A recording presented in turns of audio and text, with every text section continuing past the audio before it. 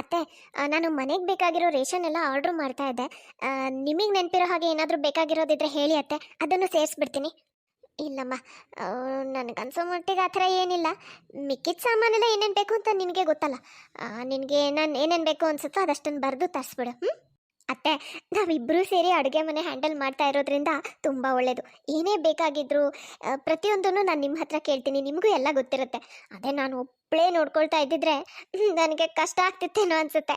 ಹಾಗೇನಿಲ್ಲಮ್ಮ ಸ್ವಾತಿ, ನೀನು ಒಬ್ಬಳೇ ಅಡುಗೆ ಮನೆ ನಿಭಾಯಿಸ್ತಾ ಇದ್ರು ತುಂಬ ಅಚ್ಚುಕಟ್ಟಾಗಿ ನಿಭಾಯಿಸ್ತಿದ್ದೆ.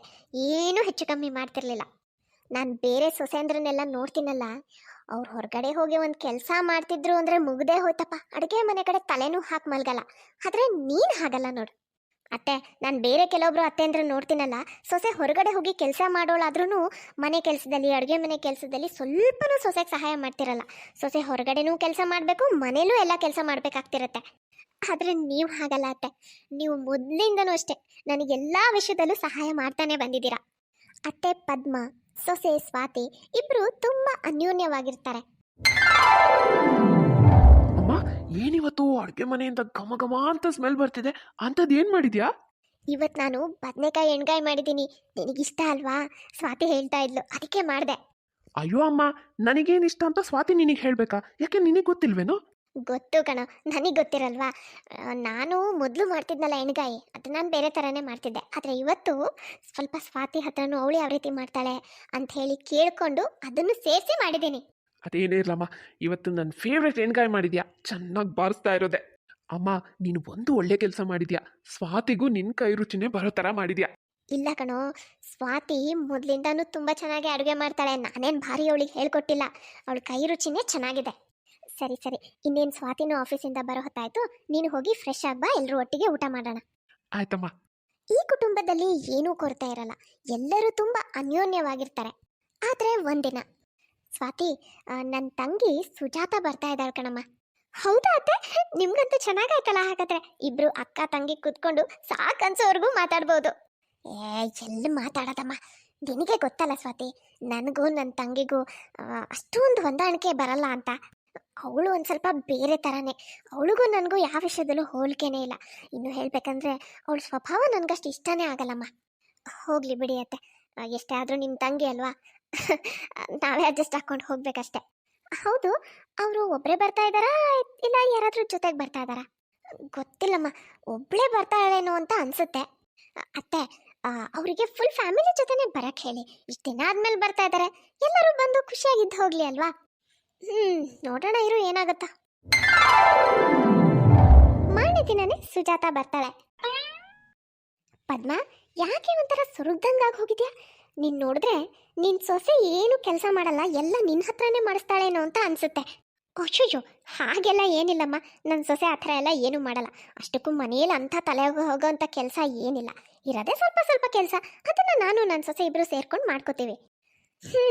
ಅಂತೂ ಇಷ್ಟು ವಯಸ್ಸಾದ್ರೂ ನಿನ್ನ ಸೊಸೆ ಜೊತೆ ಸೇರಿಕೊಂಡು ನೀನು ಕೆಲಸ ಮಾಡಬೇಕಾಗಿದೆ ಅಂತ ಆಯಿತು. ಅಲ್ಲ ಪದ್ಮ, ಜೀವನ ಪೂರ್ತಿ ಈ ಮನೆ ಕೆಲಸಗಳನ್ನ ಮಾಡ್ತಾನೆ ಬಂದಿದ್ಯಾ. ಈಗ ಮನೆಗೆ ಸೊಸೆ ಬಂದಿದ್ದಾಳೆ, ಎಲ್ಲ ಕೆಲಸ ಅವಳ ಮೇಲ್ಬಿಟ್ಟು ನೀನು ಆರಾಮಾಗಿರೋ ತಾನೆ. ಸ್ವಾತಿ ಇವ್ರು ಮಾತಾಡೋದನ್ನೆಲ್ಲ ಕೇಳಿಸ್ಕೊಳ್ತಾಳೆ. ನಮ್ಮತ್ತೆಗೆ ಇವ್ರನ್ನ ಕಂಡ್ರೆ ಯಾಕೆ ಅಷ್ಟೊಂದು ಇಷ್ಟ ಆಗಲ್ಲ ಅಂತ ನನಗೆ ಈಗ ಅರ್ಥ ಆಗ್ತಾ ಇದೆ. ನಿಜವಾಗ್ಲೂ ಇವ್ರ ಯೋಚನೆಗೂ ನಮ್ಮತ್ತೆ ಇರೋ ರೀತಿಗೂ ಅಜಗಜಾಂತರ ವ್ಯತ್ಯಾಸ ಇದೆ. ಹೋಗ್ಲಿ ಬಿಡು, ಇವ್ರು ಹೇಗಿದ್ರೆ ನನಗೇನು, ಸ್ವಲ್ಪ ದಿನದ ಮಟ್ಟಿಗೆ ಬಂದಿದ್ದಾರೆ, ಚೆನ್ನಾಗಿ ನೋಡ್ಕೊಂಡ್ರೆ ಆಯಿತು. ಇವ್ರೇನು ಜೀವನ ಪೂರ್ತಿ ನಮ್ಮ ಮನೇಲಿರ್ತಾರಾ? ಇಲ್ಲ ಅಲ್ವಾ? ಸ್ವಾತಿ ಹೋಗಿ ಸುಜಾತನ್ನ ಮಾತಾಡಿಸ್ತಾಳೆ. ಅಲ್ಲ ಆಂಟಿ, ನೀವು ಒಬ್ಬರೇ ಬಂದಿದ್ದೀರಾ, ನಿಮ್ಮ ಕುಟುಂಬದವರು ಯಾರು ಬರಲಿಲ್ಲ? ಇಲ್ಲಮ್ಮ, ನಮ್ಮ ಮನೇಲಿ ಇವರಿಗೆ ಒಂದು ಸ್ವಲ್ಪ ಕೆಲಸ ಇತ್ತು, ಹಾಗಾಗಿ ಅವ್ರು ಇವತ್ತು ಬರೋಕ್ಕಾಗಲಿಲ್ಲ. ಇನ್ನೇನು ಇವತ್ತು ಕೆಲಸ ಎಲ್ಲ ಮುಗಿಯುತ್ತೆ, ನಾಳೆ ಅನ್ನಷ್ಟೊತ್ತಿಗೆ ಬರ್ಬೋದೇನೋ ಅನ್ಸುತ್ತೆ. ಓ ಹೌದಾ, ಹಾಗಾದ್ರೆ ಭಾವನೂ ಬರ್ತಾರೆ ಅಂತಾಯ್ತು. ಒಳ್ಳೇದಾಯ್ತು ಬಿಡು. ಹಾಗಾದ್ರೆ ಇನ್ನೇನು ನಿನ್ನ ಮಗ ಸೊಸೆಗೂ ಬರಕ್ಕೆ ಹೇಳು, ಎಲ್ಲರೂ ಒಟ್ಟಿಗೆ ಇದ್ದು ಹೋದಾಗುತ್ತೆ. ಮತ್ತೆ ಅವ್ರು ಬರ್ದೇ ಇರ್ತಾರಾ? ನನ್ನ ಮಗ ಸೊಸೆನೂ ಬರ್ತಾರೆ.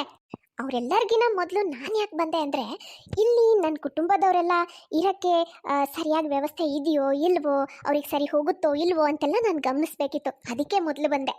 ಅದೇನು ಗೊತ್ತಾ, ನಾವೆಲ್ಲರೂ ಎಲ್ಲ ವಿಷಯದಲ್ಲೂ ತುಂಬ ಪರ್ಟಿಕ್ಯುಲರ್, ಅದರಲ್ಲೂ ಊಟ ತಿಂಡಿ ವಿಷಯದಲ್ಲಂತೂ ಸ್ವಲ್ಪ ಜಾಸ್ತಿನೇ. ನಿನಗೆ ಅರ್ಥ ಆಗ್ತಿದೆ ತಾನೇ ನಾನು ಏನು ಹೇಳ್ತಿದ್ದೀನಿ ಅಂತ? ಆಂಟಿ, ಯಾಕೆ ಹಾಗೆಲ್ಲ ಯೋಚನೆ ಮಾಡ್ತೀರಾ? ನಿಮ್ಗೆ ಯಾರಿಗೂ ಈ ಮನೇಲಿ ಯಾವುದೂ ಕೊರತೆ ಆಗೋಕ್ಕೆ ನಾವು ಅವಕಾಶ ಕೊಡಲ್ಲ. ಅದು ಸರಿ ಆಂಟಿ, ಊಟಕ್ಕೆ ನಿಮಗೆ ಏನು ಅಡುಗೆ ಮಾಡಲಿ? ಜಾಸ್ತಿ ಏನು ಬೇಡಮ್ಮ, ಸ್ವಲ್ಪ ಲೈಟಾಗಿ ಏನಾದರೂ ಮಾಡು. ಒಂದು ಗೀ ರೈಸ್ ಮಾಡು, ಒಂದು ದಾಲ್ ಮಾಡು, ಒಂದೆರಡು ಚಪಾತಿ ಮಾಡು, ಒಂದೇನಾದರೂ ಒಂದು ತರಕಾರಿ ಪಲ್ಯ ಮಾಡು.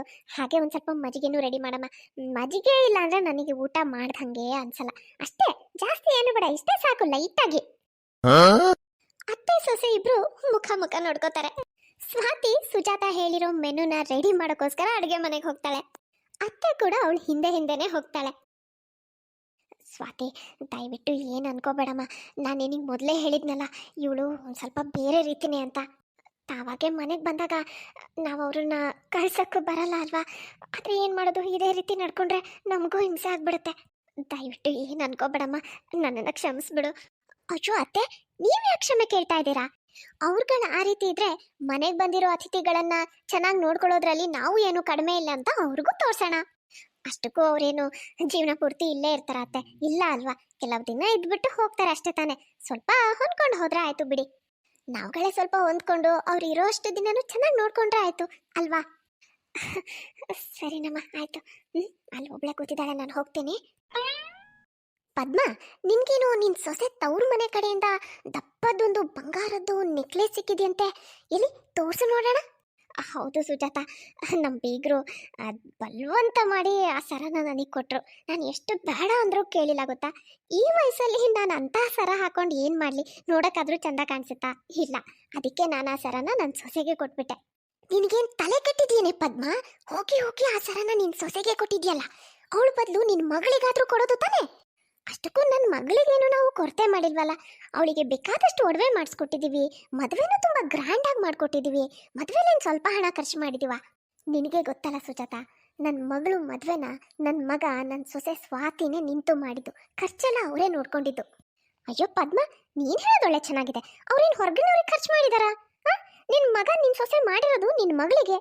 ತಂಗಿ ಮದುವೆ ಖರ್ಚು ನೋಡ್ಕೋಬೇಕಾಗಿದ್ದು ಅಣ್ಣನ ಕರ್ತವ್ಯ ಅಲ್ವಾ? ಸರಿ ಹೋಗ್ಲಿ ಬಿಡು, ಇದನ್ನೆಲ್ಲ ತಗೊಂಡು ನಾನೇನು ಮಾಡಲಿ? ನಡಿ, ನನಗೆ ಹೊಟ್ಟೆ ಹಸಿವಾಗ್ತಿದೆ, ಊಟ ಮಾಡೋಣ.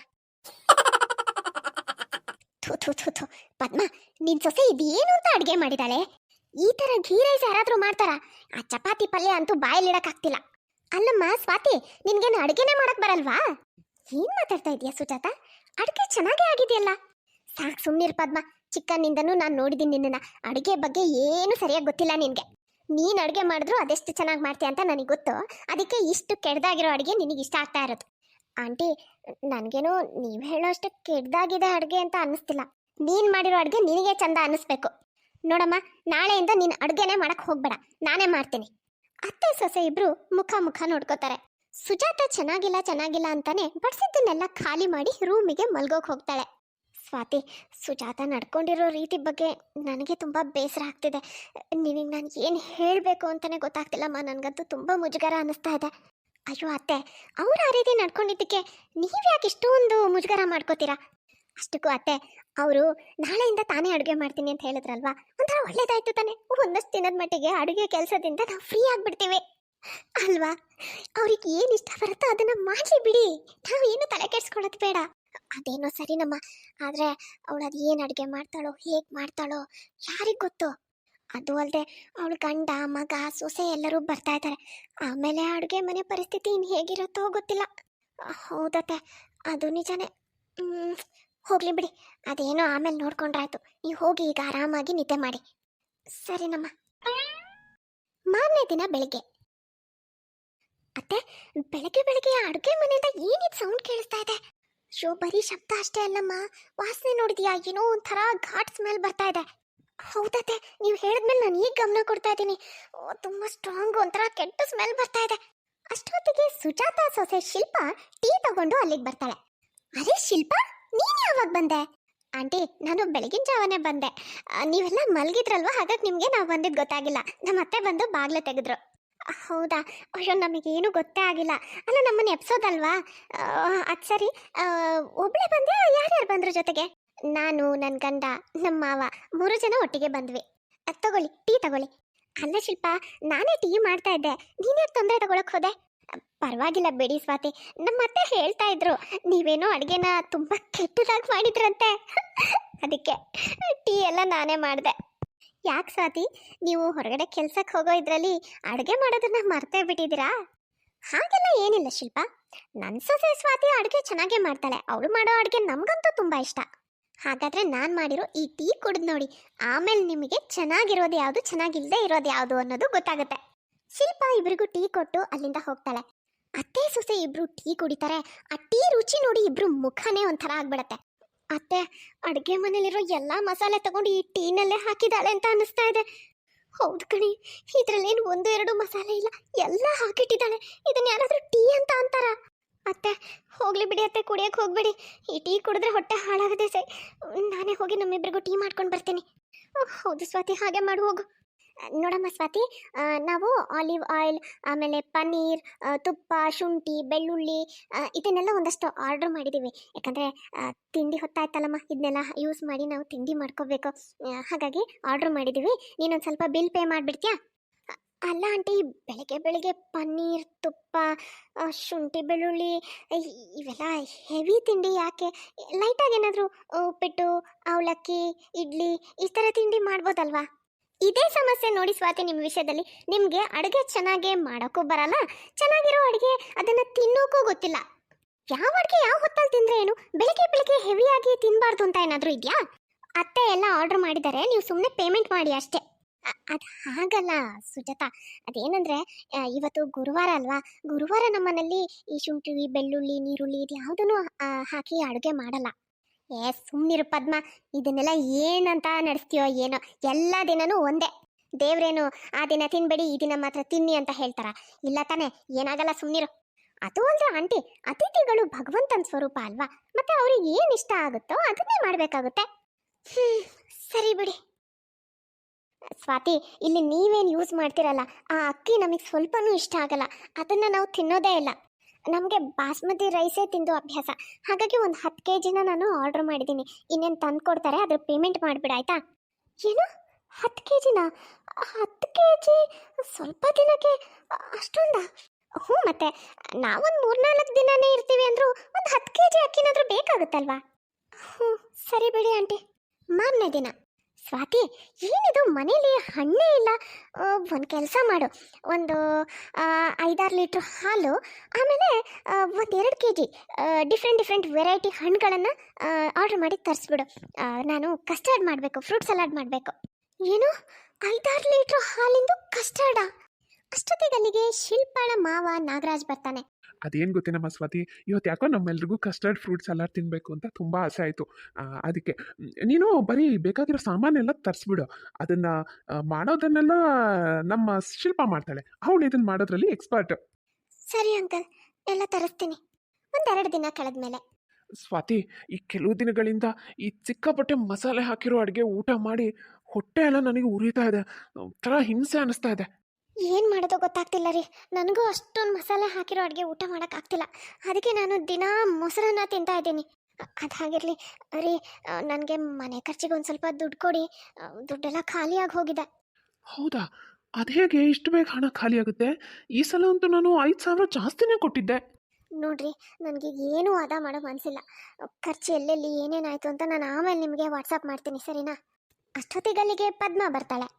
ಸ್ವಾತಿ, ನನ್ನ ಹೊಟ್ಟೆಲಿ ಒಂಥರ ಹಿಂಸೆ ಆಗ್ತಿದೆಯಮ್ಮ. ಏನಾದರೂ ಗ್ಯಾಸ್ಟ್ರಿಕ್ಕಿನ ಮಾತ್ರೆ ಇದ್ರೆ ಕೊಡಮ್ಮ. ಯಾಕತ್ತೆ, ಏನಾಯ್ತು? ನೀವು ಆರಾಮಾಗಿದ್ದೀರಾ ತಾನೇ? ಏನು ಆರಾಮೋ ಏನಮ್ಮ, ದಿನ ಇವ್ರುಗಳು ಮಾಡೋ ಈ ಇಷ್ಟು ಮಸಾಲೆ ಇರೋ ಅಡುಗೆನ ನನ್ನಿಂದ ತಿನ್ನೋಕ್ಕಾಗ್ತಿಲ್ಲ. ದಿನ ಅಡುಗೆ ಎಷ್ಟು ವೇಸ್ಟ್ ಆಗ್ತಾ ಇದೆ ಅಂದರೆ, ಈಗಲೂ ಅಲ್ಲಿ ಹೊರಗಡೆ ನೋಡು ಎಷ್ಟೊಂದು ಅಡುಗೆನ ಆಚೆ ಹಾಕಿದ್ದಾರೆ. ಇದೇ ಕಾರಣ ಅಮ್ಮ, ಇದೇ ಕಾರಣದಿಂದ ನಮ್ಮನೇಲಿ ಖರ್ಚು ಹೆಚ್ಚಾಗಿ ಹೋಗಿದೆ. ಏನಮ್ಮ ಇದೆಲ್ಲ? ಇವ್ರುಗಳೆಲ್ಲ ಯಾವಾಗಮ್ಮ ಹೋಗೋದು? ಏನಪ್ಪ, ನನಗಂತೂ ಒಂದು ಅರ್ಥ ಆಗ್ತಿಲ್ಲ. ಆದರೂ ಒಂದ್ಸಲ ಕೇಳಿ ನೋಡ್ತೀನಿ. ಅತ್ತೆ, ಆ ರೀತಿ ನೇರವಾಗಿ ಏನೂ ಕೇಳಕ್ಕೆ ಹೋಗಬೇಡಿ, ಚೆನ್ನಾಗಿ ಅನ್ಸಲ್ಲ. ಮತ್ತೆ ನೀನು ಮಾಡೋದಮ್ಮ ಸ್ವಾತಿ? ಅಷ್ಟೊತ್ತಿಗಲ್ಲಿಗೆ ಸುಜಾತ ಬರ್ತಾಳೆ. ಸ್ವಾತಿ, ಈ ಚೀಟಿಲಿರೋ ಫೋನ್ ನಂಬರ್ಗೆ ಒಂದು 1200 ರೂಪಾಯಿ ಫೋನ್ ಪೇ ಮಾಡಿಬಿಡಮ್ಮ. ಅದು ಯಾರ ನಂಬರ್ ಆಂಟಿ? ಇದು ಬೇರೆ ಯಾರ್ದು ನಂಬರ್ ಅಲ್ಲಪ್ಪ, ನಿಮ್ಮ ಅಂಕಲ್ ನಂಬರೇ. ಅದು ಅವ್ರಿಗೇನೋ ಐಸ್ ಕ್ರೀಮ್ ತಿನ್ನಬೇಕು ಅಂತ ಭಾಳ ಆಸೆ ಆಯ್ತಂತೆ. ಒಂದಷ್ಟು ವೆರೈಟಿ ಐಸ್ ಕ್ರೀಮ್ನ ಆರ್ಡರ್ ಮಾಡಿ ತರಿಸ್ಕೊಂಡಿದ್ದಾರೆ. ಅದದ್ದು ಪೇ ಮಾಡಬೇಕಲ್ಲ, ಅದಕ್ಕೆ ನೀನು ನಿಮ್ಮ ಅಂಕಲ್ ನಂಬರಿಗೆ ಹಣ ಕಳಿಸಿದ್ರೆ ಅವರು ಐಸ್ ಕ್ರೀಮ್ ಅವರಿಗೆ ಪೇ ಮಾಡ್ತಾರೆ. ಯಾಕಂದರೆ ಇಲ್ಲಿ ಬಂದು ನಿಮ್ಮ ಅಂಕಲ್ ಹತ್ರ ಹಣ ಖರ್ಚು ಮಾಡಿಸೋದು ಚೆನ್ನಾಗಿ ಅನ್ಸಲ್ಲ ಅಲ್ಲ, ಅದಕ್ಕೆ. ಸ್ವಾತಿ ಆ ನಂಬರ್ಗೆ ಫೋನ್ ಪೇ ಮಾಡ್ತಾಳೆ. ಸುಜಾತ ಅಲ್ಲಿಂದ ಹೋಗ್ತಾಳೆ. ಏನಮ್ಮ ಇದೆಲ್ಲ ಈ ನಮ್ನಿ ಎಕ್ಸ್ಟ್ರಾ ಖರ್ಚು, ಮನೇಲಿ ಮಾಡೋ ಅಡುಗೆನೂ ದಿನ ಹೊರಗಡೆ ಬಿಸಾಕ್ತಾ ಇರೋದು, ಇದನ್ನೆಲ್ಲ ನೋಡ್ತಿದ್ರೆ ನನಗೆ ಏನು ಅಂತಾನೆ ಅರ್ಥ ಆಗ್ತಿಲ್ಲ. ಇನ್ನೇನು ಮಾಡೋಕ್ಕಾಗತ್ರಿ? ಮನೇಲಿ ಮಾಡೋ ಅಡುಗೆ ತಿನ್ನೋ ಥರ ಇದ್ರೆ ಅದು ಖಾಲಿ ಆಗೋವರೆಗೂ ಇಟ್ಬಿಟ್ಟು ತಿಂದು ಖಾಲಿ ಮಾಡ್ಬೋದು. ಬಾಯಲ್ಲೇ ಇಡೋಕ್ಕಾಗಲ್ಲ ಅಂದಮೇಲೆ ಹೊರಗಡೆ ಎಸೆಯೋದೇ ತಾನೇ, ಇನ್ನೇನು ಮಾಡು ಅಂತೀರಾ? ತಿನ್ನಕ್ಕಾಗ್ತಿಲ್ಲ ಅಂತ ಹೇಳಿ ನಾವು ಆಚೆ ಹಾಕೋದಾದ್ರೆ ಅವ್ರುಗಳು ಅವಶ್ಯಕತೆಗಿನ ಜಾಸ್ತಿ ಹಾಕೊಳ್ಳೋದು, ಹಾಗೆ ಬಿಡೋದು, ಅದನ್ನ ಹೊರಗಡೆ ಎಸೆಯೋದು, ಬರೀ ಇದೇ ಆಗಿ ಹೋಗಿದೆ. ಇದೇನಮ್ಮ ಇದು? ಯಾರು ಯಾರ್ದಾದ್ರೂ ನೆಂಟರು ಮನೆಗೆ ಬಂದು ಈ ರೀತಿ ಎಲ್ಲ ನಡ್ಕೋತಾರೆ? ಅಡುಗೆ ಮನನಂತೂ ಪೂರ್ತಿ ತಮ್ಮ ಕಂಟ್ರೋಲಿಗೆ ತಗೊಂಡ್ಬಿಟ್ಟಿದ್ದಾರೆ ಇವ್ರುಗಳು. ಹೂನಪ್ಪ, ಮೊದಲೆಲ್ಲ ನಮ್ಮ ಅಡುಗೆ ಮನೆ ಪಳ ಪಳ ಪಳ ಅಂತಿರ್ತಿತ್ತು, ಅಷ್ಟು ನೀಟಾಗಿರ್ತಿತ್ತು. ಅದೇ ಈಗ ಅಡುಗೆ ಮನೆ ನೋಡೋಕ್ಕಾಗ್ತಿಲ್ಲ, ಅಷ್ಟು ಗಲೀಜಾಗಿರುತ್ತೆ ಯಾವಾಗ ನೋಡಿದ್ರು. ಹೌದತ್ತೆ, ಕಿಚನ್ ಅಂತೂ ನೋಡೋಕ್ಕೆ ಆಗ್ತಿಲ್ಲ. ನಾನು ನೀವು ಸ್ವಲ್ಪ ಗಲೀಜಾದರೂ ಅಷ್ಟೇ ಹಂಗೆ ಕ್ಲೀನ್ ಮಾಡ್ಕೊಂಡು ಹೋಗ್ಬಿಡ್ತಾ ಇದ್ವಿ, ಅದಕ್ಕೆ ಎಷ್ಟು ನೀಟಾಗಿರ್ತಿತ್ತು. ಆದರೆ ಈಗ ನೋಡಿ, ಅವರಂತೂ ಏನು ಬೇಕೋ ಮಾಡ್ತಾರೆ, ತಿಂತಾರೆ, ಬಿಟ್ಟರೆ ಒಂದು ಹನಿ ಕ್ಲೀನ್ ಮಾಡಲ್ಲ. ತಮ್ಮ ಮನೆ ಆಗಿದ್ರೆ ಕ್ಲೀನ್ ಮಾಡೋದ್ರ ಕಡೆ ಗಮನ ಕೊಡ್ತಿದ್ರು, ಬೇರೆಯವ್ರ ಮನೆ ಅಲ್ಲ, ಹೇಗಿದ್ರೇನು ಅಂತ ಅವ್ರ ಯೋಚನೆ. ಮಾರನೇ ದಿನ ಬೆಳಗ್ಗೆ, ಅತ್ತೆ ಬನ್ನಿ ಅತ್ತೆ, ತಿಂಡಿ ಮಾಡಿ. ನಾನು ನಿನಗೋಸ್ಕರನೇ ಕಾಯ್ತಿದ್ನಮ್ಮ. ಅಮ್ಮ, ನನ್ನ ಲಂಚ್ ಬಾಕ್ಸ್ ರೆಡಿನಾ? ಲಂಚ್ ಬಾಕ್ಸ್ ನೀನು ತಾನೇ ತೊಗೊಂಡು ಹೋಗೋದು? ಮಾಡಿರೋ ಅಡುಗೆ ಬಾಯಲ್ಲಿ ಇಡೋ ಥರ ಇದ್ದರೆ ತಾನೇ ಬಾಕ್ಸಲ್ಲಿ ಹಾಕ್ಕೊಂಡು ತೊಗೊಂಡು ಹೋಗೋದು. ಬೇಡ ಬಿಡು. ಅಂದಹಾಗೆ ತಿಂಡಿಗೆ ಏನಿದೆಯಮ್ಮ? ಏನಪ್ಪ, ಅವ್ರನ್ನೇ ಕೇಳಬೇಕು. ಇರು, ಸುಜಾತನ ಕರಿತೀನಿ. ಸುಜಾತ, ಸುಜಾತ, ತಿಂಡಿಗೆ ಏನಿದೆ? ಆಂಟಿ, ತಿಂಡಿಗೆ ಇಡ್ಲಿ ಸಾಂಬಾರು ಮಾಡಿದ್ವಿ, ಅದು ಖಾಲಿ ಆಯಿತು. ಹೌದಾ? ಹಾಗಾದರೆ ನಮ್ಗಳಿಗೆ ತಿಂಡಿಗೆ ಏನಿದೆ? ಇದು ಒಳ್ಳೆ ಕಥೆ ಆಯ್ತಲ್ಲ ಅಕ್ಕ. ಈ ಮನೆಗೆ ಬಂದಿರೋ ನೆಂಟರಾಗಿ ನಮ್ಮ ಅಡುಗೆನ ನಾವೇ ಮಾಡ್ಕೊಂಡು ತಿಂತಿದ್ದೀವಿ, ಅದ್ರ ಮೇಲೆ ನಿಮ್ದೊಂದು. ಅಲ್ಲ ಸುಜಾತ, ನೀವೇ ತಾನೇ ನಾವೇ ಇನ್ಮೇಲೆ ಅಡುಗೆ ಮಾಡ್ತೀನಿ ಅಂತ ಹೇಳಿದ್ದು, ಅದಕ್ಕೆ ನಾವು ಮಾಡ್ತಿರ್ಲಿಲ್ಲ. ಸರಿ ಸರಿ ಆಯಿತು. ಈಗ ಸ್ವಲ್ಪ ಸಾಂಬಾರು ಉಳಿದಿದೆ, ಅದಕ್ಕೆ ಬೇಕಿದ್ರೆ ಒಂದು 4 ಚಪಾತಿ ಮಾಡಿಕೊಂಡು ತಿನ್ನಿ. ಅಲ್ಲ ಆಂಟಿ, ಈಗ ಮತ್ತೆ ಚಪಾತಿ ಮಾಡಿಕೊಂಡು ತಿನ್ನೋದಂದ್ರೆ ನಮಗೆ ಆಫೀಸಿಗೆ ಲೇಟ್ ಆಗುತ್ತೆ. ದಿನ ಬೆಳಿಗ್ಗೆ ತಿಂಡಿ ಹೇಗೆ ರೆಡಿ ಇರ್ತಿತ್ತು ಅದೇ ರೀತಿ ಇವತ್ತು ಇರುತ್ತೆ ಅಂತ ನಾವು ಅಂದ್ಕೊಂಡ್ವಿ. ನೀವು ಮೊದಲೇ ಹೀಗೆ ಹೇಳ್ತಿದ್ರೆ ನಾನೇ ತಿಂಡಿ ಎಲ್ಲ ಮಾಡಿಬಿಡ್ತಾ ಇದ್ದೆ. ನಾವು ಈ ಮನೆಗೆ ಬಂದಿರೋ ನೆಂಟರಿಗೆ ಕೂರಿಸಿ ಮಾಡಿ ಹಾಕಬೇಕು, ಅವ್ರ ಹತ್ರನೇ ಮಾಡಿಸ್ಕೊಂಡು ತಿನ್ನೋದಲ್ಲ. ಇದನ್ನ ಕೇಳಿ ಸ್ವಾತಿಗಂತೂ ಸಿಕ್ಕಾಪಟ್ಟೆ ಕೋಪ ಬರುತ್ತೆ. ಸ್ವಾತಿ ಮತ್ತೆ ರಘು ಇಬ್ರು ಏನು ಮಾತಾಡದೆ ಸೀದಾ ಆಫೀಸಿಗೆ ಹೋಗ್ತಾರೆ. ಪಾಪ, ಇಬ್ರು ಏನು ತಿಂದೆ ಆಫೀಸಿಗೆ ಹೋದ್ರು. ಈ ಥರ ಈ ಮನೇಲಿ ಯಾವತ್ತೂ ಆಗಿರಲಿಲ್ಲ. ಶಿಲ್ಪ, ಹೋಗ್ಲಿ, ನನಗೊಂದು ಲೋಟ ಹಾಲಾದರೂ ಬಿಸಿ ಮಾಡಿಕೊಡಮ್ಮ, ಅದನ್ನೇ ಕುಡಿತೀನಿ, ಸಾಕು ನನಗೆ. ಹಾಲಿಲ್ಲ ಆಂಟಿ, ಖಾಲಿ ಆಗಿದೆ. ನಿಮ್ಗೀಗ ಏನಾದರೂ ಕುಡಿಲೇಬೇಕು ಅಂದರೆ ಬೇಕಿದ್ರೆ ಒಂದು ನಿಂಬೆಹಣ್ಣಿನ ಜ್ಯೂಸ್ ಮಾಡಿಕೊಡ್ತೀನಿ. ಇಲ್ಲ ಇಲ್ಲ, ನಿಂಬೆಹಣ್ಣು ಖಾಲಿಯಾಗಿ ಹೋಗಿದೆ, ನಿಂಬೆಹಣ್ಣಿನ ಜ್ಯೂಸ್ ಮಾಡೋಕ್ಕೂ ಆಗಲ್ಲ. ಅಯ್ಯೋ ದೇವ್ರೆ, ಸ್ವಾತಿ ಮತ್ತೆ ರಘುನು ಆಫೀಸಿಗೆ ಹೋದ್ರು. ಈಗ ಏನಾದರೂ ಸಾಮಾನು ಆರ್ಡರ್ ಮಾಡಿ ತರಿಸಿದ್ರೆ ಅದ್ರ ಪೇಮೆಂಟ್ ಮಾಡೋರು ಯಾರು? ಅಷ್ಟೊತ್ತಿಗಲ್ಲಿಗೆ ನಾಗರಾಜ್ ಕೈಯಲ್ಲಿ ಸುಮಾರು ಸಾಮಾನು ತುಂಬಿರೋ ಬ್ಯಾಗ್ ಹಿಡ್ಕೊಂಡು ಬರ್ತಾನೆ. ಅಯ್ಯೋ ದೇವ್ರೆ, ಇಷ್ಟೊಂದೆಲ್ಲ ಸಾಮಾನು ತಂದಿದ್ದೀರಲ್ರಿ, ಇಷ್ಟೊಂದೆಲ್ಲ ಖರ್ಚು ಮಾಡೋ ಅವಶ್ಯಕತೆ ಏನಿತ್ತು ನಿಮಗೆ? ಅಲ್ಲ, ಇಷ್ಟು ದಿನ ನಮ್ಮ ಮನೇಲಿ ಕೂತ್ಕೊಂಡು ಬೇಕಾಗಿದ್ದನ್ನೇ ನಮ್ಮ ಖರ್ಚಲ್ಲೇ ತರಿಸಿ ಮಾಡ್ಕೊಂಡು ತಿಂತಾ ಇದ್ದಾರೆ. ಕೊನೆ ಪಕ್ಷ ಇವತ್ತಾದರೂ ಒಂದು ಸ್ವಲ್ಪ ತಮ್ಮ ಖರ್ಚಲ್ಲಿ ಸಾಮಾನು ತರಬೇಕು ಅಂತ ಅನ್ನಿಸ್ತಲ್ಲ. ಇಲ್ವೇ ಸುಜಾತ, ನನ್ನ ಜೇಬಿಂದ ₹1 ಖರ್ಚು ಮಾಡಿಲ್ಲ. ಪ್ರತಿ ಸಲ ಸ್ವಾತಿ, ರಘು ಅವರು ದುಡ್ಡು ಕೊಡೋದು, ಆಮೇಲೆ ಈ ಮನೆಗೆ ಬೇಕಾಗಿರೋ ಸಾಮಾನು ತರೋದು, ಈ ಥರ ಮಾಡ್ತಿದ್ವಿ. ಸುಮ್ಮನೆ ಅವ್ರಗಳಿಗೋಸ್ಕರ ಕಾಯೋದು ಯಾಕೆ ಅಂತ ಹೇಳಿ ಇಲ್ಲೇ ಹತ್ರದಲ್ಲೇ ಒಂದು ಅಂಗಡಿ ಇದೆಯಲ್ಲ, ಅಲ್ಲಿ ಹೋಗಿ ಈ ಮನೆ ತೋರಿಸಿ ಈ ಮನೆಯವ್ರು ಆಮೇಲೆ ದುಡ್ಡು ಕೊಡ್ತಾರೆ ಅಂತ ಹೇಳಿ ಬೇಕಾಗಿರೋ ಸಾಮಾನೆಲ್ಲ ತಂದ್ಬಿಟ್ಟೆ. ಇಲ್ಲ ಭಾವ, ನಾವು ಈ ರೀತಿ ಅಕ್ಕಪಕ್ಕದ ಅಂಗಡಿಲೆಲ್ಲ ಸಾಲ ಮಾಡಿ ಸಾಮಾನು ಯಾವತ್ತೂ ತಂದಿಲ್ಲ. ಯಾಕಂದ್ರೆ ಅಕ್ಕಪಕ್ಕದವ್ರ ಎದುರಿಗೆ ಒಂಥರ ಮರ್ಯಾದೆ ಪ್ರಶ್ನೆ ಅಲ್ವಾ? ಏನಾಗಲ್ಲ ಬಿಡು ಪದ್ಮ, ಎಲ್ಲ ಅಪರೂಪಕ್ಕೆ ಈ ಥರ ಎಲ್ಲ ನಡೆಯುತ್ತೆ, ಯಾರು ಏನು ಅನ್ಕೊಳ್ಳಲ್ಲ. ಏನು ದೊಡ್ಡದಾಗ ಹೋಗುತ್ತೆ ಇವಾಗ. ಅಷ್ಟಕ್ಕೂ ನೀವು ಸಾಲ ಮಾಡಿ ಸಾಮಾನು ಮನೆಗೆ ತರದೇ ಇಲ್ಲ ಅಂತಂದ್ರೆ ಸಾಯಂಕಾಲ ಸ್ವಾತಿ ಮತ್ತೆ ರಘು ಬರ್ತಾರಲ್ಲ, ಅವ್ರು ಬಂದ್ಮೇಲೆ ಪೇಮೆಂಟ್ ಮಾಡಿಸ್ಬಿಡು.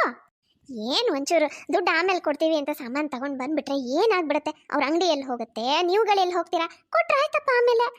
ಸುಮ್ಮನಿರೋ, ನೀವು ಅವ್ರಿಗೆ ಆ ಥರ ಹೇಳಿ ಸಾಮಾನೆಲ್ಲ ತಗೊಂಡು ಬಂದು ಒಳ್ಳೆ ಕೆಲಸ ಮಾಡಿದ್ರಿ ರೀ. ಇದು ಬರೀ ಒಂದಿನದಲ್ಲ, ಇದಾದ್ಮೇಲಿಂದ ನಾಗರಾಜ್ ಬರೀ ಅಕ್ಕಪಕ್ಕದ ಅಂಗಡಿಗಳಲ್ಲೆಲ್ಲ ಇವ್ರ ಮನೆ ತೋರಿಸೋದು, ಆಮೇಲೆ ದುಡ್ಡು ಕೊಡ್ತಾರೆ ಅಂತ ಹೇಳಿ ಸಾಲ ಮಾಡೋದು, ಸಿಕ್ಕಾಪಟ್ಟೆ ಸಾಮಾನು ತರೋದು, ಮನೇಲಿ ಬೇಕಾಬಿಟ್ಟಿಯಾಗಿ ಅಡುಗೆಗಳು ಮಾಡೋದು, ವೇಸ್ಟ್ ಮಾಡೋದು, ಇದೇ ಮಾಡ್ತಾ ಇರ್ತಾರೆ. ಅಲ್ಲ, ಅಡುಗೆಲಿ ಇಷ್ಟೊಂದು ಉಪ್ಪು ಯಾಕೆ ಹಾಕ್ತಾ ಇರೋದು ಅಂತ. ನನಗೆ ಮೊದಲೇ ಸ್ವಲ್ಪ BP ಜಾಸ್ತಿ ಇದೆ, ಅಂಥದ್ರಲ್ಲಿ ಇಷ್ಟೊಂದು ಉಪ್ಪು ಹಾಕಿದ್ರೆ ಇನ್ನೂ ಸಮಸ್ಯೆ ಆಗುತ್ತೆ.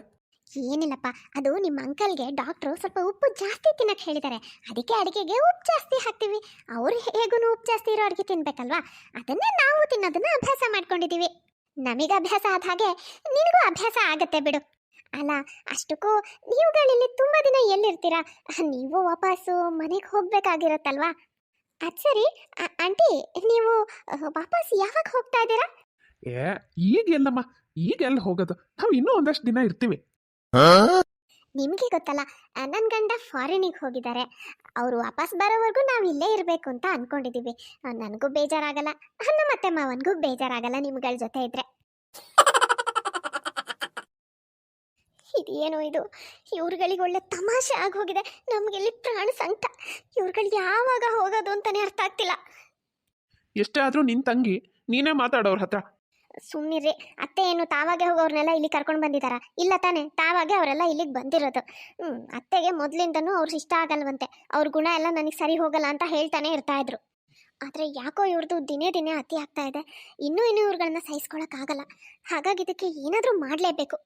ನೋಡ್ ಸ್ವಾತಿ, ನನಗಂತೂ ಏನು ತೋಚ್ತಾ ಇಲ್ಲ. ಏನೇ ಮಾಡೋದಿದ್ರು ನೀನೇ ಯೋಚನೆ ಮಾಡಿ ಏನಾದರೂ ಮಾಡಮ್ಮ ಅಷ್ಟೇ. ನೋಡ್ ಸ್ವಾತಿ, ನೀನು ಏನೇ ಮಾಡಿದ್ರು ಅದೇನೋ ಹೇಳ್ತಾರಲ್ಲ, ಹಾವಿಗೂ ಏನೂ ಆಗಬಾರ್ದು, ಕೋಲು ಮುರಿಬಾರ್ದು ಅಂತ. ಆ ರೀತಿಯಾಗಿರಬೇಕು. ಇಲ್ಲಾಂದ್ರೆ ಮತ್ತೆ ಮನೆಗೆ ಬಂದಾಗ ಈ ರೀತಿ ಮಾಡಿದ್ರು ನಮಗೆ ಅಂತ ಸಂಬಂಧಿಕರಿಗೆಲ್ಲ ಮುಜುಗರ ಆಗ್ಬಿಡತ್ತೆ. ನೀವುಗಳು ಏನು ತಲೆ ಕೆಡಿಸ್ಕೊಬೇಡಿ. ಇದನ್ನ ನಾನು ಹ್ಯಾಂಡಲ್ ಮಾಡ್ತೀನಿ, ನೋಡ್ತಾ ಹೋಗಿ ಅಷ್ಟೇ. ಮಾರನೇ ದಿನ ಬೆಳಿಗ್ಗೆ.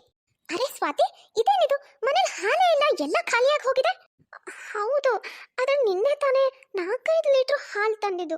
ಇಷ್ಟು ಬೇಗ ಖಾಲಿಯಾಗಿ ಹೋಗಿದೆ ಅಂದ್ರೆ ಇಷ್ಟು ಬೇಗ ಅಷ್ಟೊಂದು ಹಾಲು ಖಾಲಿಯಾಗಿ ಹೋಯ್ತು ಅಂತ ಲೆಕ್ಕ ಹಾಕ್ತಾ ಇದೆಯಾ? ಹೌದು, ಖಾಲಿ ಆಗುತ್ತೆ. ನಾವು ಬೆಳಗ್ಗೆ ಮಧ್ಯಾಹ್ನ ರಾತ್ರಿ ಹಾಲು ಕುಡಿತೀವಿ, ಆ ಅಭ್ಯಾಸ ಇದೆ ನಮಗೆ. ಇನ್ಮೇಲಿಂದ ಒಂದು 2-3 ಲೀಟ್ರ್ ಹಾಲು ಎಕ್ಸ್ಟ್ರಾ ತರಿಸಿ. ಹ್ಞೂ ನಮ್ಮ ಸ್ವಾತಿ, ಹಾಗೆ ಮಾಡು. ಒಂದು 2-3 ಲೀಟ್ರ್ ಎಕ್ಸ್ಟ್ರಾ ಹಾಲು ತರಿಸ್ಬಿಡು. ತರಿಸ್ತಿದ್ದೆ ಆಂಟಿ, ಆದರೆ ಏನು ಮಾಡೋದು, ನಮ್ಮನೇಲಿ ವೈಫೈ ಕೂಡ ವರ್ಕ್ ಆಗ್ತಾ ಇಲ್ಲ. ಫೋನ್ನಲ್ಲಿ ಡೇಟಾ ಕೂಡ ಖಾಲಿಯಾಗಿ ಹೋಗಿದೆ. ಹಾಗಾಗಿ ನಾನು ಪೇಮೆಂಟ್ ಕೂಡ ಮಾಡೋಕ್ಕಾಗಲ್ಲ. ಒಂದು ಕೆಲಸ ಮಾಡು ಶಿಲ್ಪ, ಇಲ್ಲಿ ಹತ್ರದಲ್ಲೇ ಅಂಗಡಿ ಇದೆಯಲ್ಲ, ನೀನೇ ಹೋಗಿ ಹಾಲು ತಗೊಂಡು ಬಂದ್ಬಿಡು. ಸರಿ ಆಯಿತು, ತರ್ತೀನಿ, ದುಡ್ಡು ಕೊಡು. ಅಯ್ಯೋ, ಕ್ಯಾಶ್ ನನ್ನ ಹತ್ರ ಇಲ್ಲ, ಹಾಗಾಗಿ ನೀನೇ ಕೊಟ್ಟು ತರಬೇಕಷ್ಟೇ. ಹೋಗಮ್ಮ ಶಿಲ್ಪ, ಅಲ್ಲೇ ಪಕ್ಕದ ಅಂಗಡಿಲಿ ಈ ಮನೆಯವರು ಆಮೇಲೆ ದುಡ್ಡು ಕೊಡ್ತಾರೆ ಅಂತ ಹೇಳಿ ತಗೊಂಡ್ ಬಾ, ಹೋಗು. ಸರಿ ಅತ್ತೆ. ಶಿಲ್ಪ ಹಾಲಿನ ಅಂಗಡಿಗೆ ಹೋಗಿ ಆಮೇಲೆ ದುಡ್ಡು ಕೊಡ್ತಾರೆ ಅಂತ ಹೇಳಿ ಹಾಲು ಕೇಳ್ತಾಳೆ. ಯಾವ ಮನೆಯಿಂದ ನಮ್ಮ ನೀವು ಬಂದಿರೋದು? ಅದೇ ಇಲ್ಲಿಂದ 4ನೇ ಮನೆ ಇದೆಯಲ್ಲ, ಆ ಮನೆಯಿಂದ. ನೀವು ಹಾಲು ಕೊಟ್ಟಿರಿ ಇವಾಗ, ಸಂಜೆ ಅಷ್ಟೊತ್ತಿಗೆ ಅವ್ರು ನಿಮಗೆ ದುಡ್ಡು ಕೊಡ್ತಾರೆ. ಇಲ್ಲಮ್ಮ, ಇಲ್ಲ, ನಾವು ಸಾಲ ಆಗಿಲ್ಲ, ಎಲ್ಲ ಕೊಡಲ್ಲ. ನೀವು ದುಡ್ಡು ಕೊಡ್ರಿ, ಹಾಲು ತಗೊಂಡು ಹೋಗ್ರಿ ಅಷ್ಟೇ. ಶಿಲ್ಪ ಇನ್ನೇನು ಮಾಡ್ತಾಳೆ, ಅನಿವಾರ್ಯವಾಗಿ ತನ್ನ ಕೈಯಿಂದಾನೆ ದುಡ್ಡು ಕೊಟ್ಟು ಹಾಲು ತಗೋತಾಳೆ. ಸ್ವಾತಿ, ಏನು ನೀರ್ಗೀರು ಹಾಕ್ದಂಗೆ ಗಟ್ಟಿ ಹಾಲಲ್ಲಿ ಒಳ್ಳೆ ಟೀ ಮಾಡಿ 3 ಜನ ಕುಡಿಯೋಣ. ಸರಿ, ಮಾಡ್ಕೊಂಡು ಬರ್ತೀನಿ. ಸ್ವಾತಿ ಹೋಗಿ ಟೀ ಮಾಡ್ಕೊಂಡು ಬರ್ತಾಳೆ. 3 ಜನ ಕೂತ್ಕೊಂಡು ಟೀ ಕುಡಿತಾರೆ. ಅಲ್ಲ, ನಾನು ಟೀ ಕುಡಿಬೇಕಿತ್ತು, ನನಗೂ ಟೀ ಕೊಡಿ. ಆಂಟಿ, ನೀವೇ ಹೇಳ್ತಾ ಇರ್ತೀರಲ್ವಾ ನನಗೆ ಟೀ ಚೆನ್ನಾಗಿ ಮಾಡಕ್ ಬರಲ್ಲ ಅಂತ. ಅದಕ್ಕೆ ನೀವು ನಿಮ್ಮ ಸೊಸೆಗೆ ಹೇಳಿ, ಅವಳು ನಿಮಗೆ ಟೀ ಮಾಡ್ಕೊಡ್ತಾಳೆ. ನಾನು ಹೇಗೆ ಟೀ ಮಾಡಲಿ? ನಾನು ತಂದಿದ್ದೆ ಸ್ವಲ್ಪ ಹಾಲು, ಅಷ್ಟು ಹಾಲಲ್ಲಿ ನೀವು 3 ಜನನು ಟೀ ಮಾಡ್ಕೊಂಡು ಕುಡ್ದಿದ್ದೀರಾ. ಆದ್ರೆ ಏನಾಯ್ತಮ್ಮ, ಈಗ ಹೋಗಿ ಇನ್ನೊಂದು ಸ್ವಲ್ಪ ಹಾಲು ತಗೊಂಡು ಬಂದು ಟೀ ಮಾಡು, ಆಯ್ತಲ್ಲ? ನಡೆಯಮ್ಮ ಸ್ವಾತಿ. ಇದೇ ರೀತಿ ಸ್ವಾತಿ ಇವ್ರುಗಳು ತಾವು ತಮ್ಮ ಜೇಬಿಂದನೇ ಹಣ ಖರ್ಚು ಮಾಡಿ ಮನೆಗೆ ಸಾಮಾನು ತರೋ ಥರ ಮಾಡ್ತಾಳೆ. ಇದರಿಂದಾಗಿ ಇವ್ರುಗಳು ಸಾಕಾಗಿ ಜಾಗ ಖಾಲಿ ಮಾಡೋ ಪ್ಲಾನ್ ಮಾಡ್ತಾರೆ. ಅತ್ತೆ, ನಾವಿಲ್ಲಿಂದ ಹೊರಡೋಣ. ಇನ್ನು ಮುಂದೆ ಇಲ್ಲಿ ನಮ್ಮ ಬೇಳೆಕಾಳು ಏನು ಬೇಯಲ್ಲ ಅಂತ ಅನಿಸ್ತಾ ಇದೆ. ನೋಡಿದ್ರೆ ಅತ್ತೆ, ಇತ್ತೀಚೆಗೆ ಇವ್ರುಗಳು ಮನೆಗೆ ಯಾವ ಸಾಮಾನು ತರಲ್ಲ, ಪ್ರತಿಯೊಂದನ್ನು ನಾವು ನಮ್ಮ ಕೈಯಿಂದನೇ ಖರ್ಚು ಮಾಡಿ ತರೋ ಥರ ಮಾಡ್ತಾ ಇದ್ದಾರೆ. ಅಷ್ಟೇ ಅಲ್ಲ, ಮನೆ ಇಂಟರ್ನೆಟ್ ರೀಚಾರ್ಜು ಮಾಡಿಲ್ಲ, ಅದು ಕೂಡ ಈಗ ವರ್ಕ್ ಆಗ್ತಾ ಇಲ್ಲ. ಇನ್ನೇನು 1-2 ದಿನದಲ್ಲಿ ಕರೆಂಟ್ ಕೂಡ ಇರಲ್ವೇನೋ, ಕರೆಂಟ್ ಬಿಲ್ ಕೂಡ ಕಟ್ಟಿಲ್ಲ, ಹಾಗಾಗಿ ಆ ಕನೆಕ್ಷನ್ ಹೋಗುತ್ತೆ ಅಂತ ಕೇಳ್ಪಟ್ಟೆ. ಹೌದು, ನಾನು ಇದನ್ನೆಲ್ಲ ಗಮನಿಸ್ತಾ ಇದ್ದೀನಿ. ದಿನೇ ದಿನೇ ಒಂದೊಂದೇ ಫೆಸಿಲಿಟಿ ಕಡಿಮೆ ಆಗ್ತಾ ಇದೆ. ಕರೆಂಟೇ ಇರಲ್ಲ ಅಂತಂದ್ರೆ ಇನ್ನೇನು ಎ ಸಿ ವರ್ಕ್ ಆಗುತ್ತೆ ಈ ಮನೇಲಿ? ರಾತ್ರಿ ಆ ಎ ಸಿ ಇಲ್ಲದೆ ಮಲ್ಗೋದಾದ್ರೂ ಹೌದಾ? ಒಂದು ಕೆಲಸ ಮಾಡೋಣ, ನಾಳೆ ಅಲ್ಲ, ನಾವು ಇವತ್ತು ರಾತ್ರಿನೇ ಹೊರಟು ಬಿಡೋಣ. ನಮ್ಮ ಮನೆಗೆ ಹೋದ್ರೆ ಕೊನೆ ಪಕ್ಷ ಅಲ್ಲಿ ಫ್ಯಾನ್ ಆದ್ರೂ ಇದೆ. ಶಿಲ್ಪ, ಇವತ್ತು ರಾತ್ರಿ ಊಟಕ್ಕೆ ಅಡುಗೆ ಏನು ಮಾಡ್ತಿದ್ದೀರಾ? ಏನು ಮಾಡ್ತಾ ಇಲ್ಲ, ನಾವು 3 ಜನನು ಹೊರಗಡೆನೆ ಊಟ ಮಾಡ್ಕೊಳ್ತಾ ಇದ್ದೀವಿ. ಹೌದಾ? ಹಾಗಾದ್ರೆ ನಡೀರಿ, ನಾವು ನಿಮ್ಮ ಜೊತೆ ಬರ್ತೀವಿ, ಎಲ್ಲರೂ ಒಟ್ಟಿಗೆ ಹೊರಗಡೆ ಊಟ ಮಾಡಿದ್ರಾಯ್ತು. ಇಲ್ಲ ಪದ್ಮ, ಅವಳು ಏನು ಹೇಳ್ತಿದ್ದಾಳೆ ಅಂದರೆ, ನಾವು ರೈಲ್ವೆ ಸ್ಟೇಷನಲ್ಲಿ ಊಟ ಮಾಡ್ತೀವಿ. ಯಾಕಂದರೆ ಇವತ್ತು ರಾತ್ರಿಯಿಂದ ನಮ್ಮದು ಟ್ರೈನ್ ಇದೆ. ಹೌದಾ? ಆದರೆ ಅಂಕಲ್ ಇನ್ನೂ ಒಂದಷ್ಟು ದಿನ ಇಲ್ಲೇ ಇರ್ತೀವಿ ಅಂತ ಹೇಳ್ತಿದ್ರು.